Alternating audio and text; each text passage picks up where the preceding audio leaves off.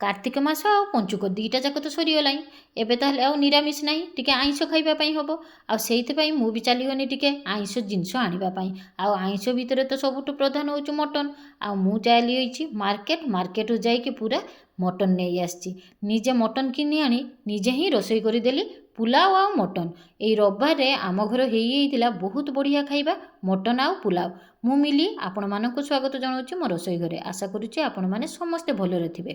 चलतु देखि नवा आज मोर रेसिपीटा मटन नहीं आसी मु 600 ग्राम मटन आनी आ 600 ग्राम मटन को भल किना धोई नहीं सेटार कौन कौन देती स्वाद अनुसार लुण देती सहित धनिया गुंड जीरा गुंड हलदी आ गरम मसला देदेली रसुण अदा और कंचा लंका को भी भल किना पेस्ट करके रखी शिलर सब मसला बाटिकी रखी सहित पियाज काटिकी रखी पियाज आ धनिया पत्र यही सबू के एका सांगर मु मिसईदेवी तापर मु दही दे दूची 3 ରୁ 4 चामच दही दे दूची आ 3 चामच तेल दे दूची सरस तेल सादा तेल दौनी सरस तेल दे मांस को भल किना मिसई दबा जिते भल मिसईकी रखिए देखिए मांसर टेस्ट बहुत बढ़िया आसीबो देखंतु हेई मांसटा पूरा बहुत बढ़िया मिसई नेली आ ये मांस को मु 1 ରୁ 2 घंटा पर्यंत नॉर्मल टेम्परेचर रे बाहर रखी दउची मिसईकी रखीदेली एबे 2 ରୁ 3 घंटा पर्यंत मांस मेरिनेटेड हो रही था एपटे मु कोन करिवि गोविंदभोग चाउल नहीं भल किना धोई नहीं धोईकी टिके पानी झरिबा छंकार भल किना रखी देखो पूरा पानी चली भिजा भिजा अवस्था अच्छी एपटे कौन कनी घी को गरम करके रखी सेटारे हलदी देदेली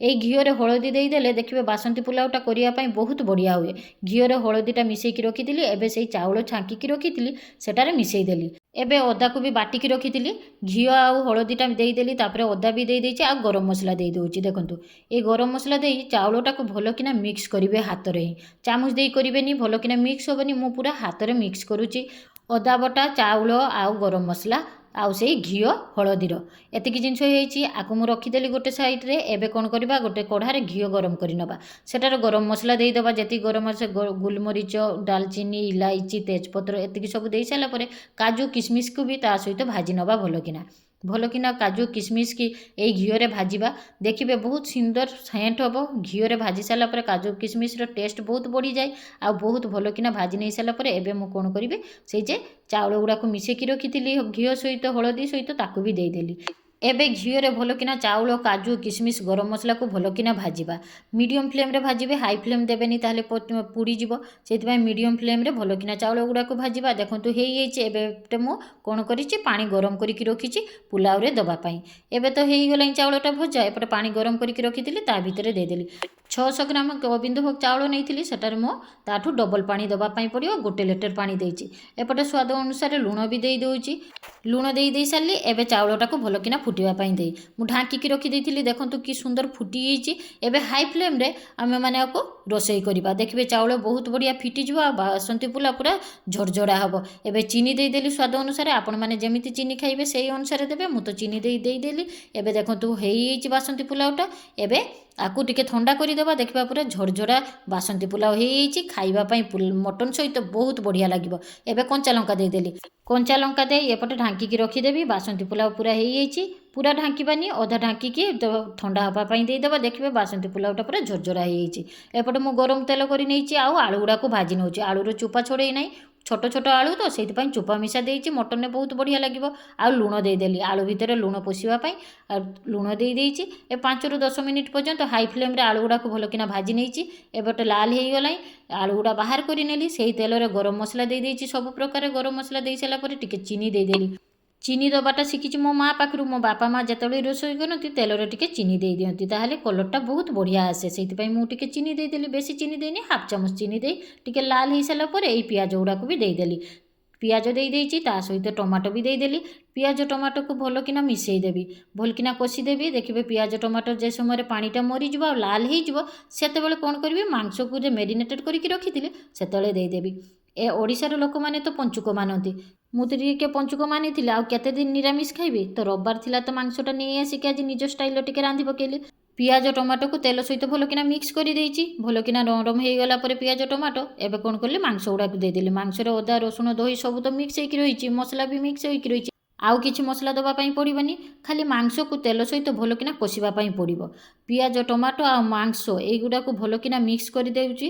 ଭଲକିନା ତରକାରୀ କରୁଛି। ତା ସହିତ ଏବେ ଦେଇଦେଲି ଲଙ୍କାଗୁଣ୍ଡ ତ ସେତେବେଳେ ଦେଇନଥିଲି। ଏବେ ଲଙ୍କାଗୁଣ୍ଡ ଦେଇ ଆହୁରି ବହୁତ ଭଲକିନା 5ରୁ 10 ମିନିଟ୍ ପର୍ଯ୍ୟନ୍ତ ହାଇ ଫ୍ଲେମ୍ରେ ମାଂସକୁ କଷୁଛି। ମାଂସରେ ଯେତେବେଳେ ପାଣି ଗୁଡ଼ା ମରିଯିବ ସେତେବେଳେ ଦେଖିବେ ମାଂସରେ ଗୋଟେ ତେଲ ବି ବାହାରିବ ଆଉ ସେଣ୍ଟ ବି ବହୁତ ବଢ଼ିଆ ହେବ। ଏବେ ଚାଲନ୍ତୁ ଆଉ ଥରେ ଢାଙ୍କି ଦେଇ ଯେ ପାଣିଟା ଅଛି ସେଇ ପାଣିରେ ହିଁ ମାଂସ ଗୁଡ଼ା ସିଝିବ। ମୁଁ ପ୍ରେସର କୁକରରେ ଦେବିନି, ଏଇ କଢ଼ାରେ ସିଝେଇ ଆଜି ମାଂସଟାକୁ ପୁରା ଭଲକିନା ରାନ୍ଧିଦେବି। ଦେଖନ୍ତୁ ଲଙ୍କାଗୁଣ୍ଡଟା ଦେଇ ସାରିଲା ପରେ ମାଂସର କି ସୁନ୍ଦର କଲର୍ ହେଇଛି। ବିନା ପାଣିରେ ମାଂସରୁ ଯେତେ ପାଣି ବାହାରିଛି ଆଉ ତେଲ ବାହାରିଛି ଦେଖୁଛନ୍ତି ତ। ବହୁତ କମ୍ ତେଲ ଦେଇ ମୁଁ ଆଜି ମାଂସ ତରକାରୀଟା ରାନ୍ଧୁଛି। ଏବେ ଦେଖନ୍ତୁ ହେଇଯାଇଛି। ଏବେ ଆଳୁ ଗୁଡ଼ା ଦେଇଦେବି। ଖାସି ମାଂସରେ ତ ଆଳୁର ଟେଷ୍ଟ ଆହୁରି ବଢ଼ିଆ ଲାଗେ। ସେଇଥିପାଇଁ ଗୋଟା ଆଳୁ ଦେଇଛି, ଛୋଟ ଆଳୁ ତ ଟିକେ ଗୋଟା ଆଳୁ ଦେଇଛି, ବହୁତ ବଢ଼ିଆ ଲାଗିବ। ଏବେ ଆଉ ଥରେ ଢାଙ୍କି ଦେଇଥିଲି। ଢାଙ୍କି ଦେଇ ଖୋଲି ସାରିଲା ପରେ ଦେଖନ୍ତୁ ମାଂସଟା କେମିତି ଦେଖାହେଉଛି। ପୁରା ତେଲ ଛାଡ଼ି ଦେଇଛି ଆଉ ମାଂସ ବହୁତ ସିଝି ଆସିଲାଣି। ମୁଁ ଏବେ ମାଂସକୁ ଆହୁରି 5ରୁ 10 ମିନିଟ୍ ପର୍ଯ୍ୟନ୍ତ ଭଲକିନା ରୋଷେଇ କରିବି। ବହୁତ ବଢ଼ିଆ ହେଇଯାଇଛି। ଦେଖନ୍ତୁ ପାଣି ବି ମରିଯାଇଛି, ବହୁତ ବଢ଼ିଆ ଦେଖା ବି ଯାଉଛି ମାଂସଟା। ଏବେ ଝଟପଟ କିନା ମୁଁ କ'ଣ କଲି, ଗରମ ପାଣି କରିକି ଢାଳିଦେଲି ତା ଭିତରେ। କାହିଁକି ଥଣ୍ଡା ପାଣି ଦେଲେ ମାଂସଟା ଚମଡ଼ିଆ ହେଇଯିବ। ବିନା ପ୍ରେସର କୁକରରେ ରୋଷେଇ କରୁଛି, ସେଇଥିପାଇଁ ଗରମ ପାଣି ଦେଇ ଢାଳି ଦେଇଛି। ଏବେ ଚାଲନ୍ତୁ ଭଲକିନା ମାଂସଟାକୁ ରେଡ଼ି କରି ନେଇ ହେଇଯାଇଛି। ଦେଖନ୍ତୁ ମାଂସଟା ବହୁତ ବଢ଼ିଆ ଗରମ ପାଣି ଦେଇ ସିଝି ସାରିଲା ପରେ ମାଂସ ପୁରା ତୁଳତୁଳା ନରମ ହେଇଯାଇଛି। ଏବେ ଧନିଆ ପତ୍ର ଆଉ କଞ୍ଚା ଲଙ୍କା ଦେଇ ମାଂସ ତରକାରୀଟାକୁ ଆଉ ଥରେ ରୋଷେଇ କରିନେବି। 5ରୁ 10 ମିନିଟ୍ ପର୍ଯ୍ୟନ୍ତ ମିଡ଼ିୟମ୍ ଫ୍ଲେମ୍ରେ ମାଂସକୁ ଭଲକିନା ରୋଷେଇ କରିବି। ଦେଖନ୍ତୁ ତରକାରୀଟା ତ ଯେତେ ସୁନ୍ଦର ଦେଖାହେଉଛି, ବାସ୍ନାରେ ପୁରା ସମସ୍ତେ ମହକି ଯାଉଛନ୍ତି। ସମସ୍ତେ କହୁଛନ୍ତି କ'ଣ ଆଜି ରୋଷେଇ କରିଛ ଯେ ପୁରା ଏରିଆଟା ମହକୁଛି। ବହୁତ ବଢ଼ିଆ ଲାଗିବ ଆଜି ମାଂସ ତରକାରୀଟା ଖାଇବା ପାଇଁ। ଏବେ ଗରମ ମସଲାଟା ଦେଇ ମାଂସ ତରକାରୀଟାକୁ ଢାଙ୍କିକି ରଖିଦେବି। ତରକାରୀ ଦେଖିକି ଆପଣମାନଙ୍କୁ କେମିତି ଲାଗୁଛି, ଭଲ ହେଇଥିବ କି ନାହିଁ? ବହୁତ ବଢ଼ିଆ ବାସ୍ନା ହେଉଛି, ତା ସହିତ ଦେଖିବା ପାଇଁ ବି ବହୁତ ବଢ଼ିଆ ହେଇଛି। ଦେଖନ୍ତୁ ହେଇଯାଇଛି ପୁରା ଗରମ ମସଲା ଧନିଆ ପତ୍ର କଞ୍ଚା ଲଙ୍କା ଦେଇ ତରକାରୀ ପୁରା ରେଡ଼ି ହେଇଯାଇଛି। ଏପଟେ ବାସନ୍ତୀ ପୁଲାଉ ବି ରେଡ଼ି, ଏପଟେ ମଟନ୍ ବି ରେଡ଼ି। ଚାଲନ୍ତୁ ଏବେ ବସିଯିବା ଖାଇବା ପାଇଁ ମଟନ୍ ଆଉ ବାସନ୍ତୀ ପୁଲାଉ ନେଇ। ମୁଁ ତ ପୁରା ରେଡ଼ି ହେଇଯାଇଛି, ଆପଣମାନେ ବି ରେଡ଼ି କରି ନିଅନ୍ତୁ ଆପଣଙ୍କର ଖାଇବାଟା। ଛାଡ଼ ଖାଇର ଆପଣମାନେ କ'ଣ ବନେଇଲେ ମୋତେ ଟିକେ କମେଣ୍ଟରେ ଜଣାଇବେ। ମୁଁ ତ ବାସନ୍ତୀ ପୁଲାଉ ତା ସହିତ ମଟନ୍ କଷା ପୁରାପୁରି ବନେଇ ଦେଇଛି। ରେଷ୍ଟୁରାଣ୍ଟ ଷ୍ଟାଇଲ୍ର ମଟନ୍ କଷା ଆଉ ବାସନ୍ତୀ ପୁଲାଉ। ଚାଲନ୍ତୁ ଖାଇବା ପାଇଁ ବସିଯାଇ। ପୁଲାଉଟା ଦେଖନ୍ତୁ କେତେ ସୁନ୍ଦର ଝରଝରା ହେଇଯାଇଛି। ତା ସହିତ ମୁଁ ଆଉ ଟିକେ କାଜୁ ଆଉ କିସମିସ୍ ଭାଜିକି ଦେଇଛି। ଦେଖୁଛନ୍ତି ତ ଚାଉଳଟା କେତେ ସୁନ୍ଦର ହେଇଯାଇଛି। ଏବେ ରାଇସ୍ଟା ରେଡ଼ି, ମାଂସ ବି ରେଡ଼ି। ଥାଳି ସଜେଇ ନେଇ 3 ଜଣ ବସିଯିବା ଆଜି ମଟନ୍ ଆଉ ପୁଲାଉ ଖାଇବା ପାଇଁ। ମଟନ୍ ତ ରେଡ଼ି କରି ନେଇଛି, ତା ସହିତ ବାସନ୍ତୀ ପୁଲାଉ ବି ରେଡ଼ି କରି ନେଇଛି। କିଛି ସାଲାଡ଼ କାଟି ନେଉଛି। ଏବେ ବସିଯିବା ଆମେ 3 ଜଣ ଯାକ ଖାଇବା ପାଇଁ। ଆଶା କରୁଛି ମୋର ଏଇ ରେସିପିଟା ଆପଣମାନଙ୍କୁ ବହୁତ ଭଲ ଲାଗିଥିବ। ଯଦି ଭଲ ଲାଗିଥାଏ ଗୋଟେ ଲାଇକ୍ କମେଣ୍ଟ ସେୟାର ନିହାତି କରିବେ।